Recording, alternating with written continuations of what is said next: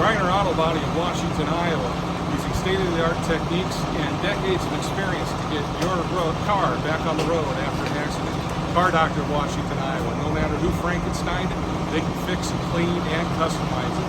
Wayland State Bank, over 90 years of being community-minded, just like you, located in Wayland, Linfield, and Mount Pleasant. McDonald Boneyard of Keota, Iowa, for all of your auto and farm equipment recycling needs. B&B Propane and a family of jet stops. Hinshaw Trailer Sales of Richland, Iowa, and Girling Repair of Winfield, Iowa. If your mower is dead, call Fred, your Husqvarna, Aaron's, and Gravely dealer. I'm John Bain, author of Christie's Journey, The Beat Goes On, and your host. And right now I am in Washington, Iowa at the Pizza Ranch, and Vivek Ramaswamy spoke to a group of folks from Washington County, and we're bringing it all to you. We get to hear from Vivek.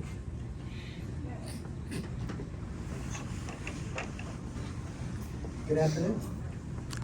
Please bow your head and remove any headgear. Dear Lord, we especially know that our country is struggling at this time and around the world. We pray for your guidance, we pray for your blessings, and we pray for our future leaders that they may guide our country in your way. We pray this in your name of Jesus Christ, amen. Amen.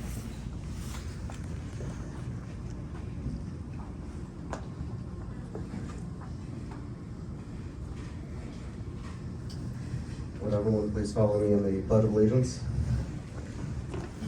I pledge allegiance to the flag of the United States of America and to the republic for which it stands, one nation, under God, indivisible, with liberty and justice for all. I will say, I had first heard Vivek speak on a podcast from a fairly known, popular podcast, Tim Pool. And I've been able to see Vivek a couple times live. So I would like to take this opportunity to introduce you to hopefully our future president, Vivek Ramaswamy.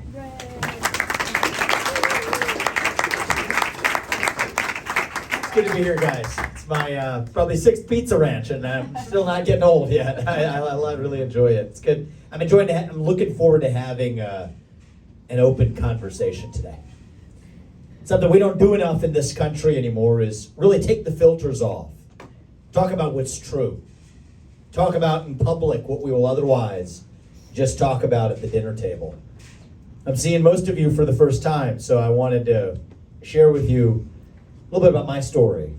My parents came to this country 40 years ago with no money. And in a single generation, I have gone on to found multiple successful companies. I did it while marrying my wife, Apurva, raising our two sons. One of them was just out here right after his nap time. Following our faith in God. That is the American dream. And I am genuinely worried that that American dream will not exist for our two sons and their generation unless we do something about it. With cultural threats domestically and increasingly a rising risk of World War III abroad, which I worry about by the day, and we can talk more about that. But at the core of it is actually a war that we have right here at home. It's a war between those of us in this country who believe that all men are created equal, endowed by their Creator with certain inalienable rights, among these life, liberty, and the pursuit of happiness. Those of us who believe that you get ahead in this country not on the color of your skin, but on the content of your character and your contributions. Those of us who believe in free speech and open debate over censorship. Those of us who believe that these ideals form the backbone of the greatest nation known to mankind in human history. That even though we are an imperfect nation, that we're founded on the pursuit of a more perfect union, the pursuit of liberty, equality, and justice for all. That is one side of this war. And on the other side of this war, we have a different view. A view that your identity is based on your race, your gender, and your sexuality. that if you're black, you're disadvantaged, that if you're white, you're privileged. No matter your economic background or your upbringing, your genetics determine who you are and what you can achieve in life. Who believe in the importance of silencing speech rather than allowing it. In the idea we have to abandon carbon emissions here in the United States, even as we shift those same carbon emissions to places like China. Who believe that maybe you could use our military to secure somebody else's border, but if you dare to use our military to secure our own border, that's racist, xenophobic. Who believe in apologizing for our modern way of life and our country's national existence. That is the other side of this war. And I call this a war because there's no middle ground between these options. Either you believe in meritocracy or you believe in group quotas. You can't have both. Either you believe in free speech or you believe in censorship. You cannot have both. Either you believe in American exceptionalism or you believe in American apologism. You cannot have both. So those are the two sides of this war. It's not between black and white. It is not even between Democrat and Republican. It is between those of us who are pro-American and a fringe minority in this country who embraces this anti-American current. Now, I have good news for you.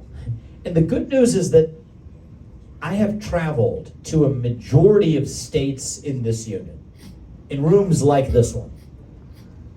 And I can tell you with conviction that most of us in this country, 80+% of us, are on the pro-American side of this war. And even better news is that half the 20% on the other side are people younger than me who never learned those ideals in the first place. We're going to bring them along too. That's the good news. The bad news is that the other side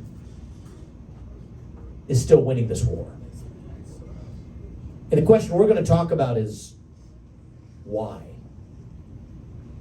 It's a complicated story. It's one that my political advisors have consistently told me, don't bother with this, simplify it, keep it simple, keep it short. I don't believe in that. The reality is complex. We got to confront that to see the truth and have our way to victory. I'll tell you when my eyes first opened to the reason why the other side is winning this war. I got my first job in 2007 at a financial firm in New York City, right on the eve of the 2008 financial crisis. It's an interesting time to get a job at a finance firm. What happened in 2008 was a Republican administration, and this is not a Republican or Democrat story I'm about to tell you, it's far deeper than that. A Republican administration used our taxpayer money to bail out a bunch of big banks that took risks they shouldn't have taken. And the left, the old left, was upset about this. So they said, we're going to go occupy Wall Street. Remember that movement? What they said was, we're going to take money from those wealthy corporate fat cats and redistribute it to poor people to help poor people. Agree or not, that's what they had to say.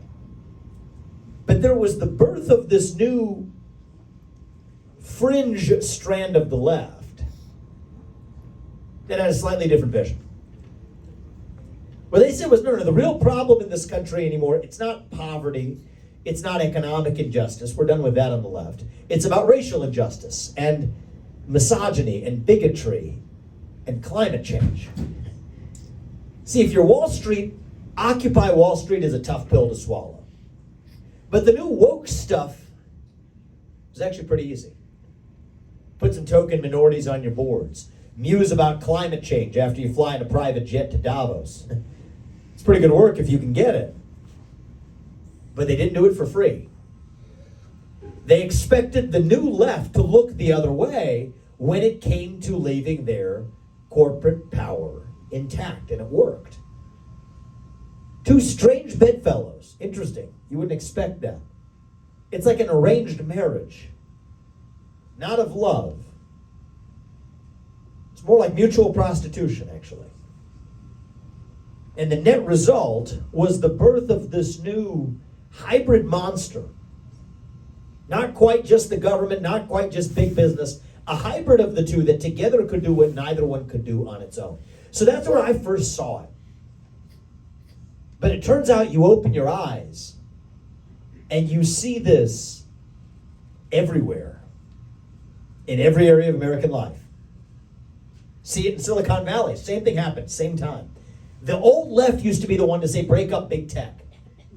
Wasn't a conservative slogan. So what Silicon Valley said was, hey, listen, we can censor hate speech or misinformation as you define it, but we don't do it for free. We expect the new left to look the other way when it comes to leaving our monopoly power intact.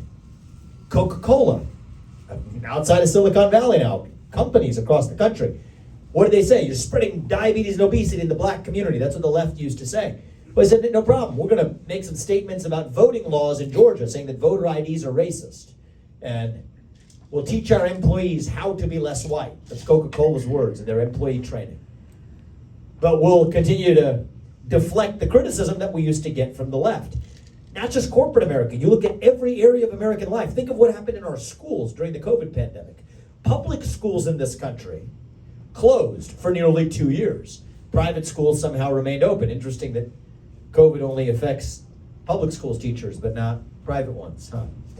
Interesting how that works. Now, the public teachers unions, what do they say 2 years later? Because there's unequal results on math tests between black kids and white or Asian kids. They say that math is racist. No, math is not racist. 2 plus 2 still equals 4. But what might have been inequitable was failing to teach those kids in the city how to do math for the better part of 2 years. It is woke smoke to deflect accountability for their actual failures. College education. Think about this. I'm 38. People my age, many of them still have not paid down their student debts yet. But no problem. They learned some critical race and gender theory. What does that do? Gives you a victimhood narrative to give yourself an explanation for why you couldn't get ahead. It is woke smoke to deflect accountability for their own failure. Now look at our own military. I mean, this is every area of American life. Same thing. 25 years of wars in Afghanistan and Iraq that did not advance the American interest. And this is, we can come back to this later, this is a lesson worth remembering for many reasons right now. The Taliban, still in charge 20 years later in Afghanistan, 20 years afterwards. A hostile anti-American regime in Iraq, vulnerable to Iranian influence today. $6.5 trillion later, thousands upon thousands of innocent American lives later. To what end? So if you're General Mark Milley, what would you say? I'd rather not talk about that. Let's talk about systemic racism and white rage. That's Mark Milley for you. So it's a pattern. Whatever sphere of American life, military, to college, to K through 12 education, to Wall Street, to Silicon Valley, it is the managerial class, the swamp, both in government and out of government. The swamp doesn't just live in government. Propping up this anti-American dogma in our country to deflect away from their own failures. That is the story of how this fringe anti-American minority captured control over every major American institution. And then it gets one step worse than that. When a third party showed up on the scene and turned that arranged marriage into a three-party affair. That's the Communist Party of China. Now, it's a complicated story. I didn't say it was going to be simple. Look carefully. Xi Jinping, when he is pressed by other countries about the Uyghur human rights crisis, where there are over 1 million religious minorities enslaved in concentration camps, subject to forced sterilization, communist indoctrination, and worse. What's the first thing he says? Black Lives Matter shows that the United States is no better. That's what the president of China says. It's not an accident. His top diplomat comes here to the Alaska summit a year or two ago and lectures Tony Blinken, our little pet puppet of a Secretary of State, for 15 minutes about how China wants to see the U.S. do better on human rights and how China wants to see the U.S. stop slaughtering, that is his word, slaughtering black Americans. This would be laughable if it weren't for the fact that our own companies and our own military and our own universities are basically saying the same thing. See, that's how China's played this game. They build a great Chinese wall that stops you from entering the Chinese market if you criticize the CCP. They won't donate to universities in this country if they criticize the CCP. But they will roll out the red carpet if they criticize the United States. They will roll out the red carpet if you apply an emissions cap here that you won't apply over there. All comes down to money, actually. We thought we could export Big Macs and Happy Meals, and somehow that was going to spread democracy to places like China.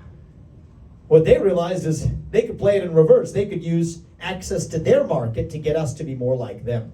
So this is the story of how the swamp and the managerial class here at home,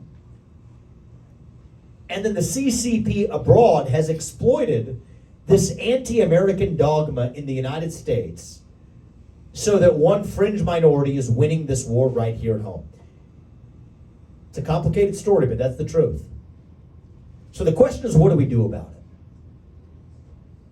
I'll remind you of the words of my favorite Republican of all time.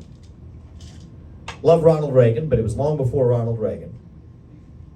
It was Abraham Lincoln, who 160 years ago, at the height of our last Civil War, famously said that the dogmas of a quiet past are inadequate to the stormy present. Well, I say the dogmas of 1980 are inadequate to address the unique challenges that we face today. We need new solutions for the new challenges we face today. It's not 1980 anymore, and I think it's going to take a new generation to lead us forward. Let's go one step at a time. What is the root cause here at home? It is that managerial class. You want to talk about the government, the people who we elect to run the government today. They're not even the ones who actually run the government.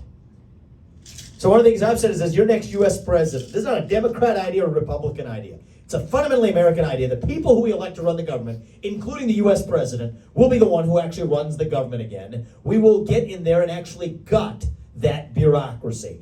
8 years. You know what? If I can't work for you all as your next president for more than 8 years, which I think is a good thing, then neither should any of those federal bureaucrats reporting into me either. 8-year term limits for the bureaucracy instead of those civil service protections. That is how you drain the swamp. Thank you. Appreciate that. If you think about just getting warmed up here, though, that's just the beginning.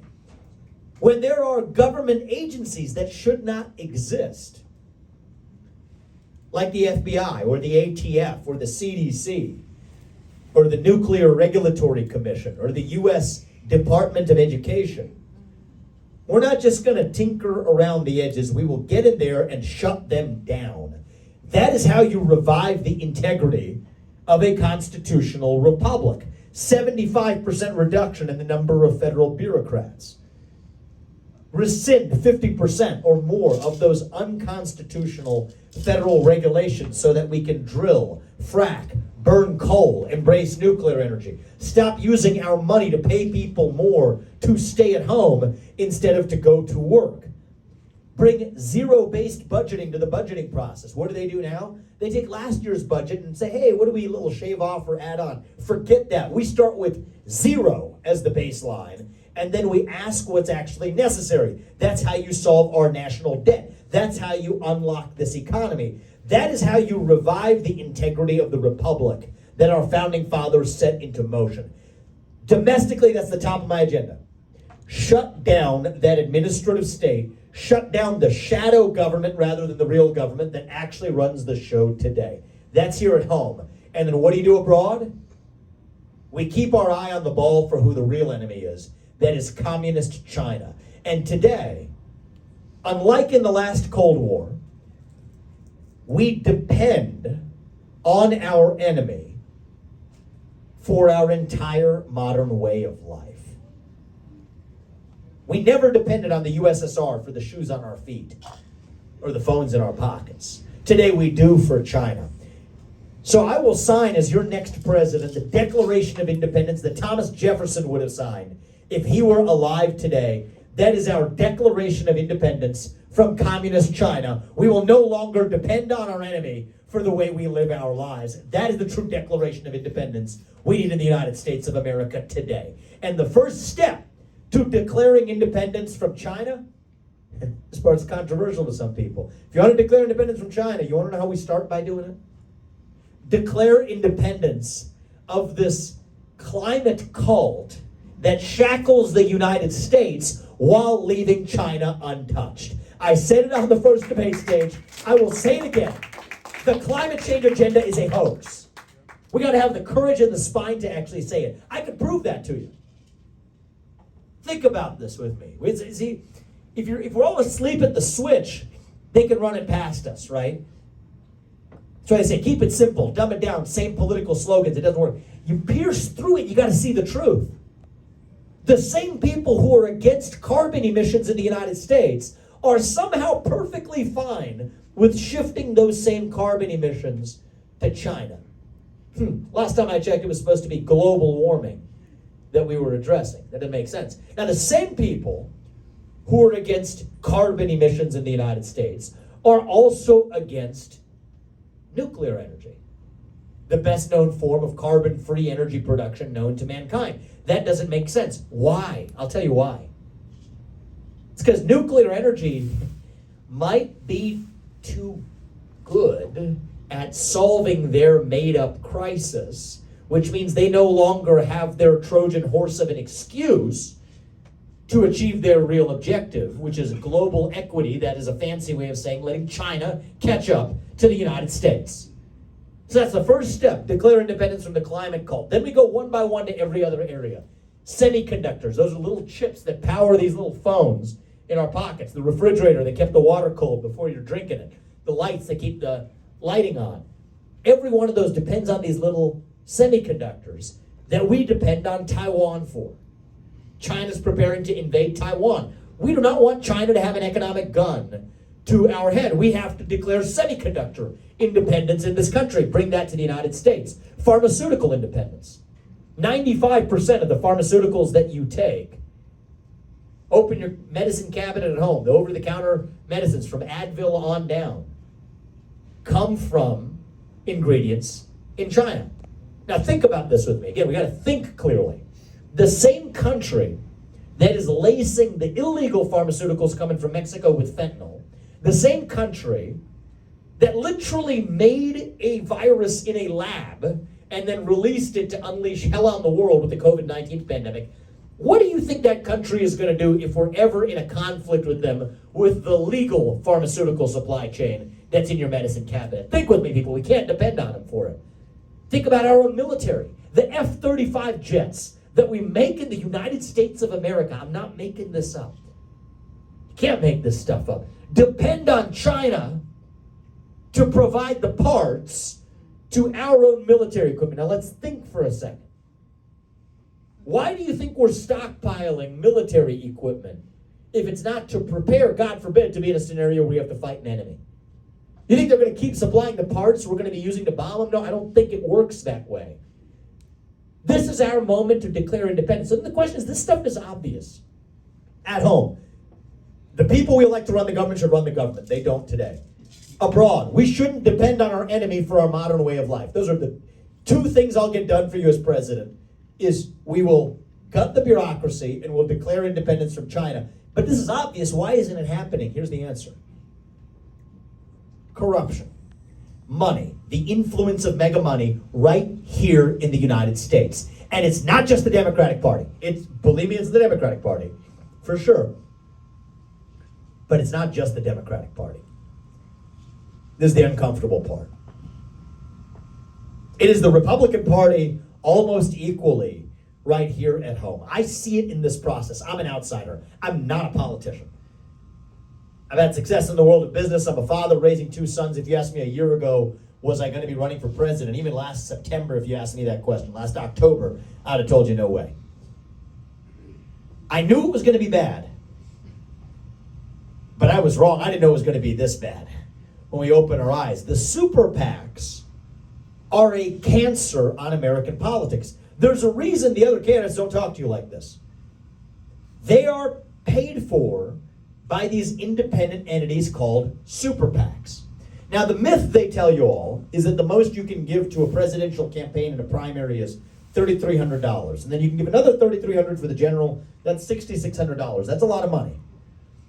But it's not enough to buy off a presidential candidate. But you know what might be? $33 million bucks. And they are. Not to the campaign, but it's to the super PAC. So all those little mail pieces that show up in your mailboxes, all the little TV ads that are affecting the way you all submit your polls right now, those are paid for by super PACs, multi-billionaires that are convening behind. And I know how this works. I mean, I've seen the other side of this, even in my prior life. I've had full success, lived the American dream. I see now how both sides of this game are played. They are stuffing money into the accounts of what's functionally running these campaigns. They're super PACs. But here's the problem. The politicians then behave like circus monkeys. They do what their masters tell them to do. It's like a law of nature. Every politician, Republican or Democrat today, every politician dances to the tune of their biggest donor. Now, in my case, that biggest donor is me. And we're going to keep it that way because I don't want to be somebody else's circus monkey. But when we think about this war we're in, you got to know you're in a war to win one. So who's our general that leads us forward? First of all, it has to be a commander-in-chief who knows that we're in a war, knows what time it is in America. But then we have to pick a commander-in-chief who cannot be captured by the forces that have created the problem in the first place. Cannot be lent to corruption. Cannot be somebody who has joined corporate boards that they regulated from their time as a politician. Somebody who has monetized their time in public service or became a lobbyist afterwards. Or somebody who collects stock options while running a presidential campaign. No, it can't be any of those people. It has to be somebody who cannot be compromised. And then I think in this moment we're in, it's going to take somebody from the next generation to lead the new generation of Americans. Because here's the other ingredient for why we're losing this war. We have a crisis of national pride in the United States of America. I was in Iowa City with a large group of young people just last night. Young people right now, I think it's true of all of us, but young people in particular, we are hungry for a cause. We are so starved for purpose and meaning and identity. At a time in our national history when the things that used to fill that void, faith, patriotism, hard work, family, these things have disappeared. That leaves a black hole in our hearts. And when you have a black hole that runs that deep, that is when the poison fills the void. It almost doesn't matter what the poison is, actually. Wokeism, transgenderism, climatism, COVIDism, depression, anxiety, fentanyl, suicide. It's not an accident that we see these poisons at the same time. They are symptoms of a deeper void. And what I saw in today's Republican Party is we have a lot of people who have been running from something, criticizing the other side, race, gender, sexuality, climate, but without offering a vision of our own. We got to start running to something. Now is our moment to start running to our vision of what it means to be an American today. Revive those ideals of the American Revolution. Meritocracy, the pursuit of excellence, the idea that you do get ahead in this country, not on the color of your skin, but on the content of your character. That is why I'm against affirmative action and group quotas in every area of American life. We're going to end it. They're a cancer on our national soul. What does it mean to be American? It means we believe in the rule of law.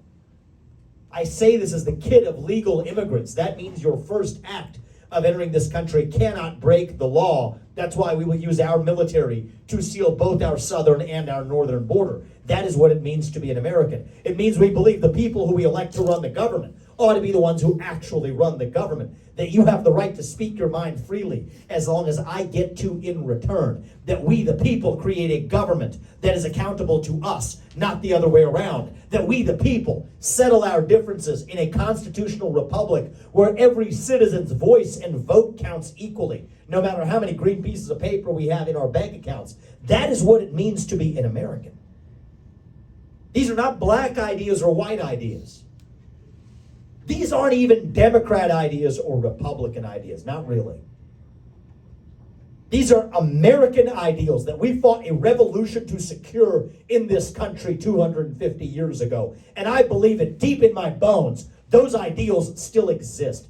That is why I'm running for president, to revive them. I believe we can, but the way we're going to do it is by all of us, not just me, all of us, starting to speak the truth in the open again. Yes, say in public what we will say in private at the dinner table. You want to know the best measure of America's health? It's not the number of green pieces of paper in our bank account. It's not just the number of ballots we cast every November. The best measure of our country's health, it is the percentage of people who feel free to say what we actually think in public. Right now, we're doing poorly. The only way we are going to fix it is all of us starting to speak openly again. That is what this campaign is about. Speaking the truth, not just when it is easy, but when it is hard. Speak the truth with a spine, with conviction, without apology, with respect. But part of respect means you respect thy neighbor enough to tell him what you actually believe. That is what we're doing today. Speaking that truth, speaking it without apology. God is real. There are two genders. Fossil fuels are a requirement for human prosperity. Reverse racism is racism. An open border is not a border. Parents determine the education of their children. The nuclear family is the greatest form of governance known to mankind. Capitalism is the best system known to man to lift us up from poverty. There are 3 branches of government, not 4. And the U.S. Constitution, it is the strongest and greatest guarantor of freedom in human history. That is the truth. We fight for the truth. We stand up for the truth. That is what won us the American Revolution. That is what reunited us after the last Civil War. That is what won us 2 world wars and the Cold War. That is what still gives hope to the free world. And if we can revive that dream over group identity and victimhood and grievance, then nobody in the world, not a nation, not a corporation, not a virus, not China is going to defeat us. That is what American exceptionalism is all about. And that is what we together will revive to save our great country. Thank you all for coming out. I appreciate you. We're just getting warmed up. I'm going to open this up and have a conversation and hear from you guys. Thank you. We got a microphone, or you can just project loudly, but don't hold back. I'm excited to hear from you. Please. I'm hearing a lot of stuff here that's like very. I'm hearing a lot of stuff here that's like very big. It's very abstract, and they're important things. But I'm not hearing a whole lot like at sort of a local, like even practical level, right? Like if you get elected, what changes for I don't know, like a hog farmer in Washington County for the next 4 years, right? These all feel very abstract. Well, I think that here's why. I think you got a lot of, I probably have gone into more detail in my policy proposals than anybody, certainly in this race and maybe any candidate that's run modern history. We can do that. Countless hours of podcast, we can do it right here too. But I think that sometimes what happens is we swim at the surface with the political and policy talking points. I personally think we require a president right now. Sometimes it's okay to have a president that's going through the motions and is an implementer of policies that somebody else can hand over to them. I don't think we live in a moment now where that works. I think we need a president who deeply understands what ails the heart of this nation. That being said, let's address some very pragmatic questions. What are the few things I can tell you when I leave office in January 2033, after 2 terms? What do we actually do? First thing we did, shut down 75% of the federal size of the federal government.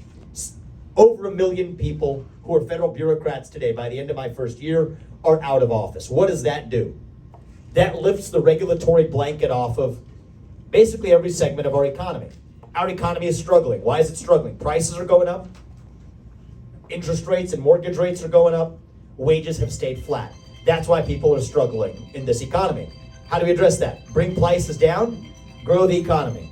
I will take that as a sign of excitement about a good economy coming. I like that. Got to bring the theme songs into this. I like this.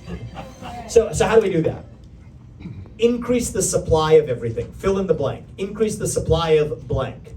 Increase the supply of energy. That brings down the cost of energy. Brings down the cost of gas. Brings down the cost of everything. Grows our economy. How do we increase the supply of energy? Remove the regulations that stop us from producing energy in the United States. Increase the supply of blank. Housing. How do we bring down housing costs in this country? We constrict the supply of housing because of regulations that limit land use restrictions, environmental restrictions from the EPA and otherwise. Increase the supply of food. We have a lot of regulations that reduce the supply of food. That's why we have high cost of food. So this is how you grow the economy. Shutting down the regulatory state, growing the economy. 2 things I will do by the time I leave. Declaring independence from China. We'll tell Chinese Communist Party, you will not buy land in this country. You will not donate to universities in this country. You will not turn companies into lobbying pawns. We won't let our companies expand into the Chinese market until they play by the same set of rules. Kick them out of the WTO. Hold them financially accountable using every lever we have. For the COVID-19 pandemic, if we haven't done that now, we can expect far worse in the future. The $33 trillion national debt automatically comes down as a consequence of doing these things. Avoid World War III in the process. This affects our lives. We're going to have our sons and daughters going and fighting wars on the other side of the world that don't advance the American interest if we sleepwalk our way into one. For those who are interested, I can talk to you about the peace treaties that I would bring to the table, the peace deals in Ukraine and elsewhere, using reason rather than emotion to do it. How do we revive national pride in this country? That one's a little abstract. Well, it doesn't have to be. I think every high school senior who graduates from high school should have to pass the same civics test that every immigrant has to pass in order to become a voting citizen of this country. You don't value a country you just inherit. We value a country that we have a stake in actually building, in creating, in knowing something about. That's part of what leads to this crisis of depression, anxiety, a mental health epidemic raging across our country like an epidemic. These are things I can get done as your commander-in-chief. Very little of this is going to be contingent on what somebody else does or doesn't do. Sealing our borders. I've been in the last 2 weeks to both the northern border and the southern border of this country. I've never seen a more organized, orchestrated, government-facilitated breakage of the rule of law in my life. And people are just watching. I talked to a young girl. She was 12 years old. Came from Honduras. I asked her, via Spanish, why are you coming here? She'd just been in the process of being separated from her father who crossed, but he went into shock because of how cold the Rio Grande was. He ended up in a hospital. She's sitting under a bridge hours later. She says to pursue more opportunity in the United States.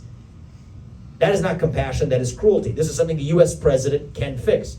There's aquatic barriers that we could be using. We're not. We can use our own military to protect our own border instead of somebody else's halfway around the world. So yes, these are very pragmatic things. I can give you a list that will go, 100 lines long. But I do think the president who does it right now can't just be a vehicle, a vessel.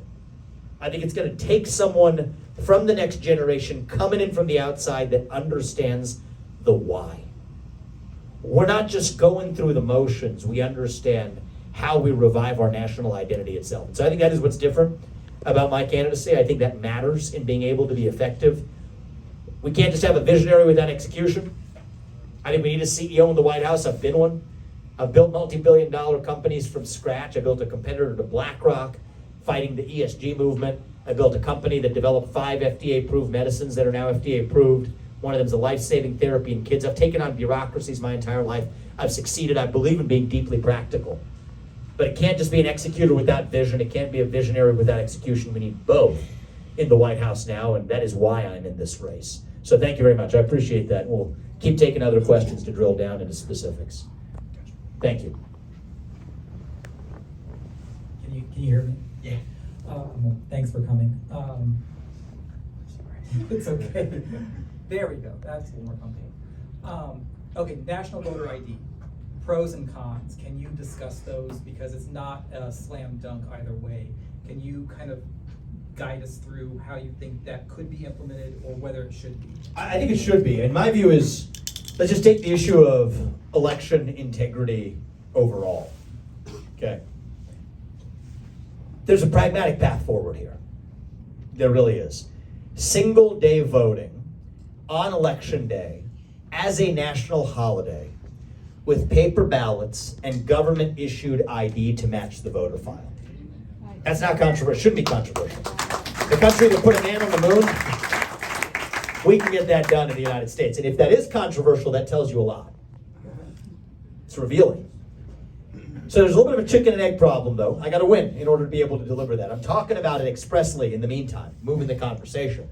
But we have to win to see this through, which means we need to bring people into our movement that otherwise wouldn't have been. It's one of the things we're focused on doing. I'm bringing young people in droves. They don't even show up in the polls, let alone in voting in the Republican Party. 40% of our donors, we have over 100,000 some odd donors to this campaign, 40% of them are first time ever donors to the GOP. Normally that number is 2% for a Republican candidate. Many of them are young. So we're reaching young people, we're bringing them along in droves. And so winning by a large margin, minus some shenanigans, is still a landslide.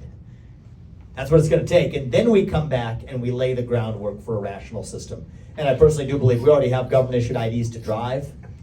It's a system we already accept. You need a government-issued ID to drive. You can be arrested if you don't have one.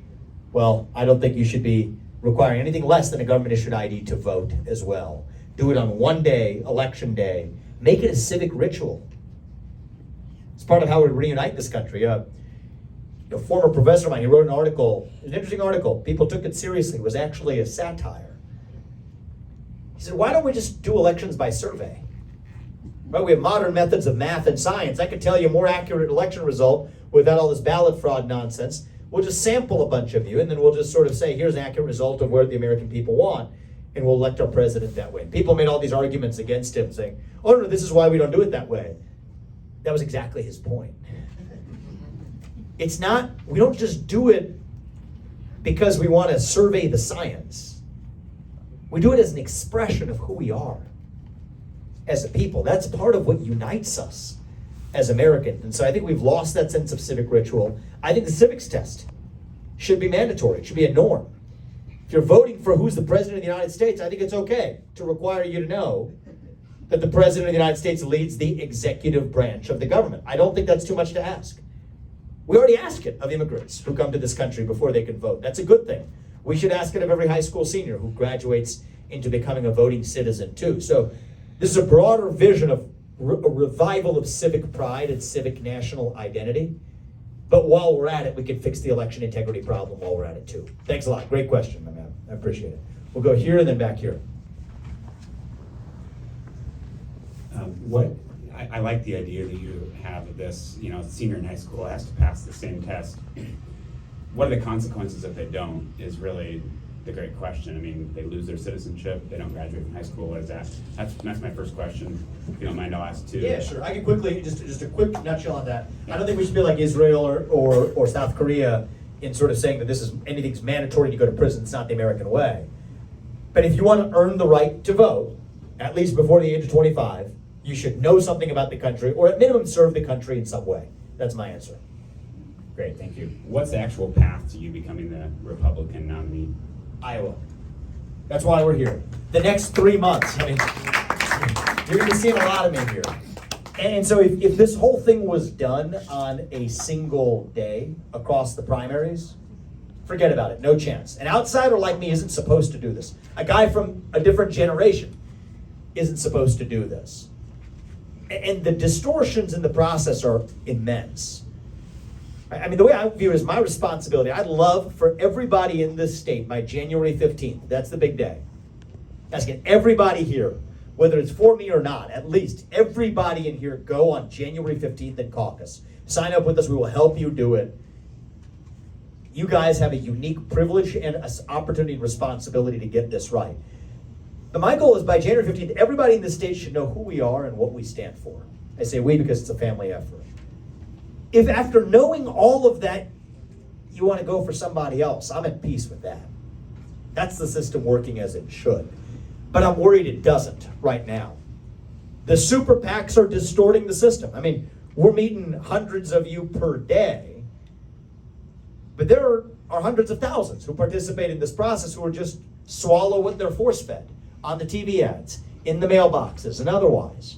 And it's not even brought to you by the campaigns, it's brought to you by the multi-billionaire mega donor super PAC puppet masters that wield these other candidates like they're little puppets and pawns. So we're going to do this bottom up, and if we're going to succeed, it is going to be because of patriots like you in this room. I think you can tell the difference between somebody, Iowans have a good sixth sense for it. You've been trained for this. Between somebody who's reading from a script and somebody who's telling you their true convictions. And so our bet is that you all will be able to tell the difference. There's no social media algorithms in the air between us right now. It's a small room of us, fellow citizens in a room having an open conversation. There's no TV screens between us. This is how it will be done. That's the bet we're making. The traditional bet is that era has passed. I'm not sure about that. I don't think so. You all know 20 people in here.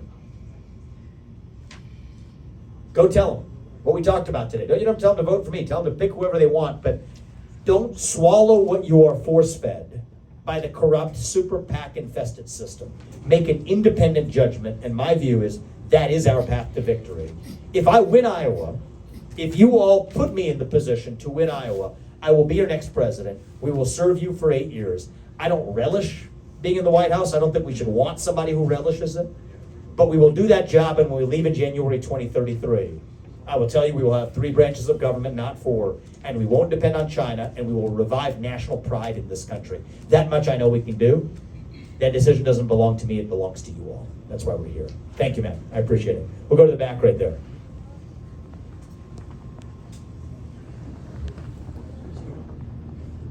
I'm going to take you at your word of being able to say what's on my heart. So Please do. from 2016 and 2020, I voted for President Trump. And I hear you say a lot of the things that he says, and vice versa. So tell me why I should vote for you and not President Trump. Sure. What's your name? Vicki Hotchman. Thank you. Thank you. Oh, for you in particular, it's because we have very similar first names. You know, VI. Just kidding. So, I do respect President Trump immensely. In fact, I, more than any other candidate in this race, have and will continue to respect his legacy, even when I'm president, more than anybody else will, because that's the right thing to do. It's easy to Monday morning quarterback anybody, okay? But he was a good president, and I judge by the results. However, as I said, we are in the middle of that war in this country. And I think one of the things we need in the commander-in-chief who leads us forward to victory is that it has to be somebody who has not yet been wounded in that war. I have fresh legs. I'm coming into this fresh. I am young. I can reach the next generation. in a way that Trump or anybody else cannot. That is what's going to be required to revive actual lasting national pride and identity in this country. I will take our America First agenda to the next level, building on the foundation he laid, but we're all human beings. And just as I won't be the same person 8 years from now as I am today, he's not the same person today as he was when he came here in 2015 either. We're human beings. He's been wounded by that war. I'm not in this because they're screwing me. I'm in this because it's really about all of us. And so I think it's wrong what they have put this man through. I will pardon him. I'm the only candidate to say this expressly. I will pardon him on day one in office. Here's another reason why. I'm literally the only person who has either been willing to or can. He can't pardon himself. But it's an analogy for, there's a lot of things I can do if you haven't already been wounded in that war. And so with fresh legs, coming in as the true outsider, you get to be an outsider once, as a member of a different generation who can reach the next generation. Yes, I think I can take our America First agenda to the next level while still honoring every bit of the contributions that he has made to this country. The America First agenda does not belong to Donald Trump. It doesn't belong to me. It belongs to you. All of you, all of us, the people of this country, to we the people. And so yes, this is bigger than one man. And the question is, who can take that to the next level? I think it's going to have to be someone that comes from that next generation. And we will. Thank you for that. I appreciate it. So we got one more over here. Yeah, right over here. And then we'll come back here. Are you concerned with the dollar's reserve status as world currency? And if so, how do you plan to address that? I am concerned about it. What's your name? Kevin. It's a good question, Kevin. So he's asking about the dollar's reserve status. There's a long version of this, but I'll give you a short version so we can get to other questions. The short version is, I think we need to peg the dollar to a basket of gold, silver, nickel, and agricultural commodities. That's it. That ties the hands of the Fed. That's a good thing. Because that then gives everybody else confidence that the dollar should and will remain the reserve currency of the world. Now here's how you do that. There are 23,000 people that work in the Federal Reserve System. You have a bunch of people that show up to work that shouldn't have had that job in the first place. They find things to do that they shouldn't have done in the first place. Send them home. Send them home. 90% headcount reduction in the Federal Reserve. I don't need that many people. I need fewer than 2,000 to just stabilize the dollar. That's what it should be, a clerical role. Nobody here should know. And maybe I should if I'm the president, but nobody else should know who even the name of the Federal Reserve Chairman is. Right? It should be that clerical of a position. And yet we've turned it into a policy-making position. That's wrong. That's our mistake. That ends on my watch. Great question, Kevin. I'm proud of you. I'm Mimi, and here's my question. I'm coming here for help. Maybe some other people in the same room are also needing this help as well. I'm having trouble crossing. I can talk to everybody in this room. We're in the same choir, but I have to reach out to the ones that are not listening. I have to reach out to the Democrats, everybody that voted for who we have in the White House now. I don't know what to say to them to open them up so that they don't lose face for making a mistake. So I would like very much if you could help with a statement that would open them up to conversation. The next question for them is, if I talk to somebody about what's going on in the world, my family, not my friends, because I tend to hang out with those that have the same thoughts as I do. How do they tell me, stop watching the news, calm down, meditate, avoid those things, and you'll be a happier person. Because they don't want to address it, because they want to live their life day to day in the quiet of their own domains, their own businesses, their own family structure. They don't want to believe about what's going on around them, and they don't want me to bring that to them. So how do I address that? So it's two questions I have. Thank you, Mimi. And that's a very earnest question. I mean, it speaks to me, the decision we made as a family. We're raising 2 boys in Central Ohio.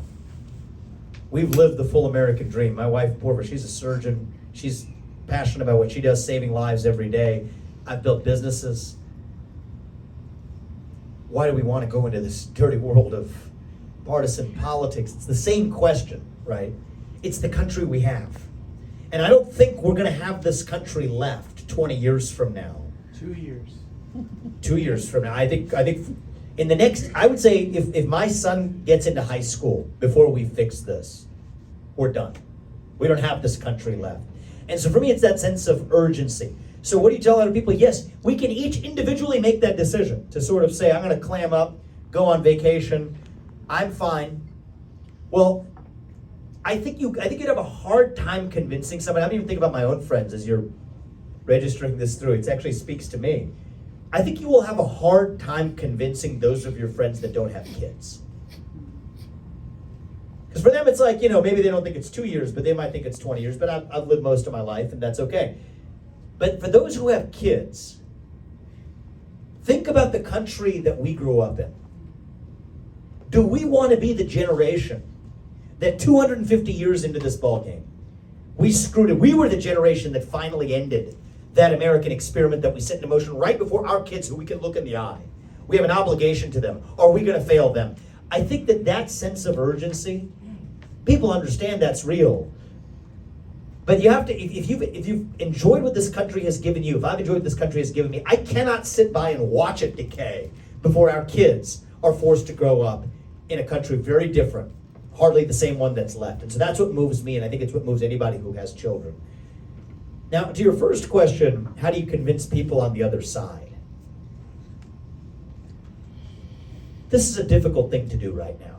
And the environment we have in this culture of fear, that's your main obstacle. You might have somebody on the other side who quietly, somewhere deep down, agrees with you, but they're afraid to say it for fear of losing their job or becoming a pariah in their own community.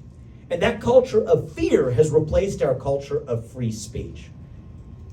That is where I'm aiming to lead the way, pave that path. I'll give you an example in the way we're running this campaign. Traditional Republican candidates are saying they're not going to go on other networks like, NBC related or whatever, because they're not fair or they're not nice to them. I understand, I get it. But we look at it the other way. It's the playing field we've got, so we show up and we win. I don't know if you guys remember early in this campaign, I went on and had a testy exchange with Don Lemon. A week later, he was fired. Chuck Todd said some things that happened to embarrass himself, all these people in the heat of their moment.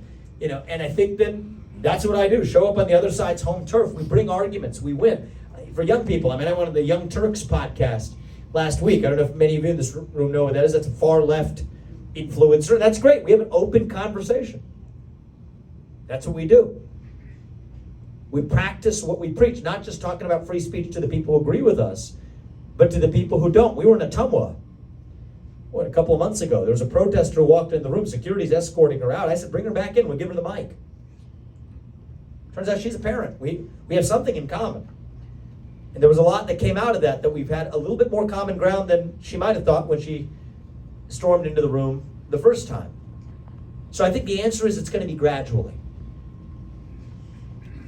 I'm asking you to let me bear some of that responsibility. I am from a generation where we assume, the millennials and Gen Z, that we're gone. I don't think it is. It's not that it's a generation that disagrees, it's a generation that's lost. We're starved for direction. There's a hole the size of God in your heart. God does not fill it, something else will instead. You don't pledge allegiance to that flag. I've said it before, I'll say it again. You will pledge allegiance to a different flag.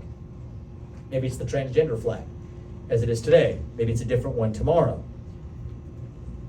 This is ancient. When the Israelites escaped from the Pharaoh, the book of Exodus, they're lost in the wilderness, yet to find the promised land. What did they say? We want to go back and be ruled by the Pharaoh. So you don't bend the knee or pledge allegiance to the real thing. You're going to bend the knee to something. So I think if we start from that position and see that it's not somebody who's actually against you, it's somebody who is lost, that it's not so much a matter of convincing at all. It's a matter of saying we're going there. It's not me versus you. That's what we're running to. race, gender, sexuality, climate. I'm not going to debate you on that. Let's talk about individual, family, nation, God. Let's stand for something and dilute the poison to irrelevance. That's actually how we win. That takes courage. It's easier. And I've done some of this myself. I mean, I've written 3 books in the last couple of years identifying the problem. It's easy to identify the problem. Much harder is to offer an alternative vision of our own. So I'm asking you to let me lead the way on that, and then I will ask you back to then do your part. But it's going to take all of us doing our part, and I'm glad, Mimi, you're thinking about that. If you do your part, I promise you I'll do mine, okay? Thank you. We'll take one more question, then we'll wrap.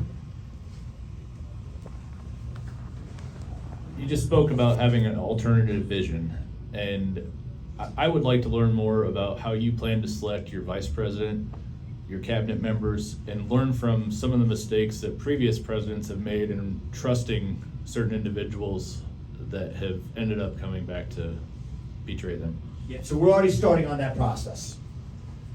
Rule number 1, it's the way I've built my businesses as well. It have to be a combination of people who, yes, have some domain expertise, but also people who come from the outside. You get too much of one, you actually fall into a trap, and each one's a check and balance on the other. So I'm coming from the outside. We got a network of people, competent people who have built things, created things, led organizations, enterprises. Combine that with people who at least know where the bodies are buried inside that DC bureaucracy. Litmus test for anybody who's going to be a cabinet secretary. You have to be willing to see through a firing of at least 75% of the people who are underneath you. If you're not willing to do it, you're not the right person for the job. Move on to the next one. That's a litmus test going in. Other mistakes to avoid. Everybody focuses on the headline grabbing names. Who's going to be your Secretary of X, the cabinet level positions. Some of the most important positions are the positions you don't hear about. The Office of Management and Budget, it's like the CFO of the executive branch. The Office of Personnel Management, it's like the Human Resources Division. So those are the positions you don't hear about. And those matter even more because that relates to the plumbing, right? The architecture of the system. And so the answer is, it's an all of the above approach. Get the right people from within, bring in a heavy network of people to check the biases of the people who already got there. Don't just focus on the headline grabbing positions, focus on the executional plumbing positions. Those are often even more important. And then my view is, you can't expect the people you appoint to be magicians. You talk about President Trump. I mean, you ought to learn from his mistakes or learn from his learnings. I mean, call them mistakes. It's just learnings. Really. Go through it the first time. Put Betsy DeVos on top of the Department of Education. Say, fix the thing. One person can't do that. Waving a magic wand. That bureaucracy now bigger, badder, and more wasteful than it's ever been. So the right answer is, you can't almost expect too much to put on the shoulders of one person. The right answer is get in there and gut the bureaucracy that sits in between. So that's the project we've already gotten started on. That snowball's already in motion. Now all we need to do is win the general election to get there. All we need to then do is win the primary process and the process to get there. And as I said, I'm here because I view you guys as teammates in our national revival. If you're here on a Friday afternoon, it is because you care about this country. That is the reason. The pizza's good here. I love the pizza bar. But you guys can come here anytime. You're here for a reason. You care about this country. And I think it is going to have to take someone coming from the outside, uncaptured by this system, understanding deeply the threats we face, and coming from a different generation to get this job done. You know, I'll tell you, I referenced Thomas Jefferson earlier. Yeah, I'm 38, and I know that is on the young side for U.S. presidents, but Thomas Jefferson, he was 33 years old when he wrote the Declaration of Independence. And by the way, he invented the swivel chair while he was at it. That's part of the spirit we need to bring back in this country. We're the pioneers, the explorers, the unafraid, the people who cannot be stopped. A piece of hardship. Today, you think you're victims if you encounter any hardship. Hardship is not victimhood. Hardship is what teaches us who we are. That's part of the American spirit. But what I see in our country today is We're taught to believe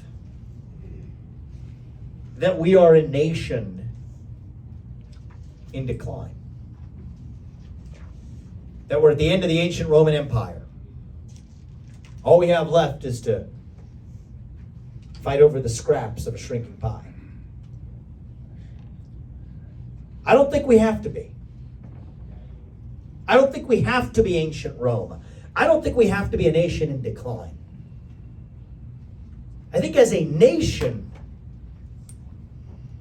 we're really a little young, actually. Going through our own version of adolescence. Figuring out who we're really going to be when we grow up. And when you view it that way, it makes sense again, right? When you go through your adolescence, you go through that identity crisis. You lose your way a little bit. Lose your self-confidence, your sense of who you are. I did. Probably some of you did too. But we are stronger for it when we get to our adulthood on the other side. So no, I don't think we have to be that nation in decline. I think we can still yet be a nation in our ascent. Maybe the early stages of our ascent. Maybe we're not even at base camp. On our way still to that shining city on a hill. That country where we will look our kids in the eye and tell them in good conscience and mean it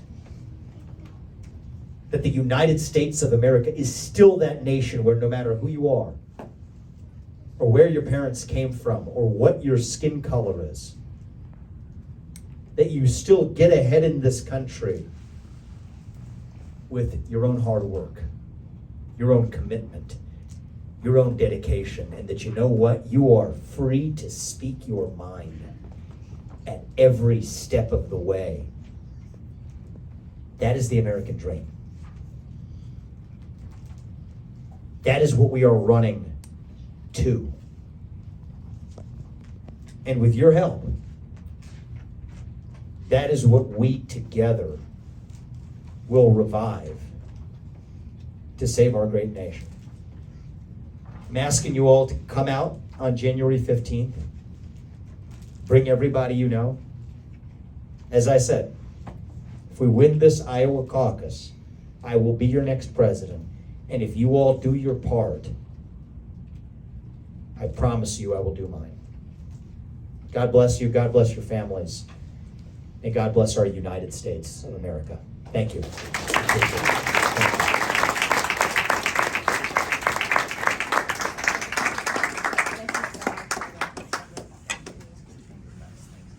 We'll be back. See if you guys want to see some pictures, we'll hang around for a little bit. Good to see you.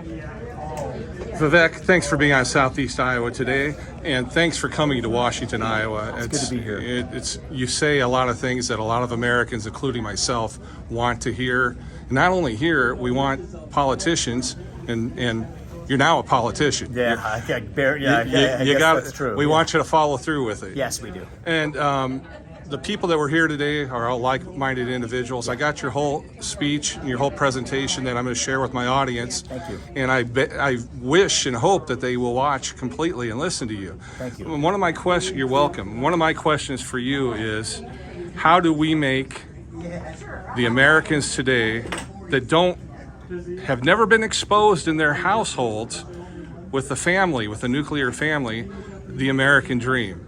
How do we say, hey, you know, sitting at home playing your PlayStation and collecting just enough money to get by is not the way to live? Well, you're totally right, and that's not only driving economic stagnation, right? We have a worker shortage in this country because the government's paying people more money to stay at home than to go to work. That's also driving an epidemic of depression, of anxiety, of addiction.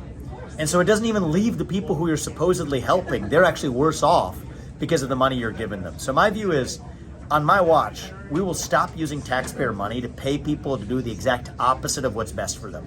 No longer pay people more money to stay at home than to go to work.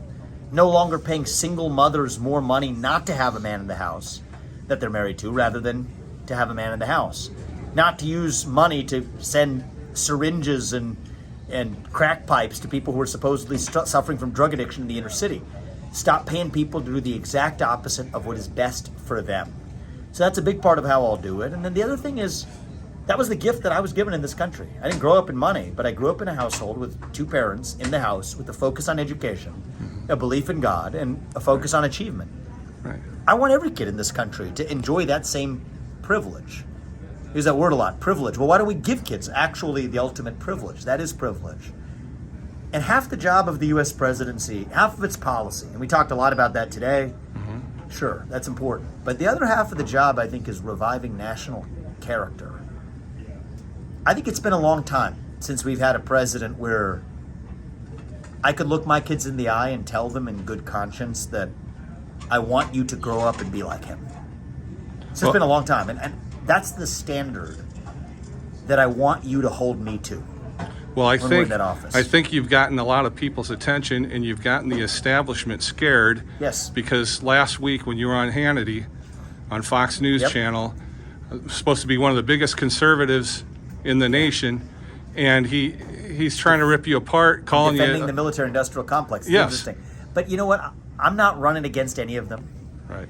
It's to be expected. An outsider like me from a different generation is not supposed to do it. At first they thought, hey, it's a cute little thing that's happening. And then now it says, okay, wait a minute. If this guy's really going deep, we have to take him down. He doesn't dance to the tune of the Super PAC puppet masters. I don't. And that's a threat to the system. That is a system we need to not only threaten, we need to raise to the ground, so that we, the people, actually decide who runs the country rather than a small group of mega donors. And I'm going to be the candidate who's well positioned to do it. I've lived the American dream. That's the inheritance we want to give our kids. Well, I'll tell you what, this is my podcast, and it's part of the American dream, so I can say this to you. Yeah. God bless you, sir. Thank you, man. And good luck to you. I appreciate it. All right, thank you. Thank you. That was... I'm glad we're in a country where we have an opportunity of free speech and the opportunity to bring that to you. And I would just want to thank our sponsors one more time. Griner Auto Body, Car Doctor, Wayland State Bank, Hinshaw Trailer Sales, Erling Repair, B&B Propane, and Hinshaw Trailer Sales. I'm your host, John Bain. Stay friendly, Southeast Iowa.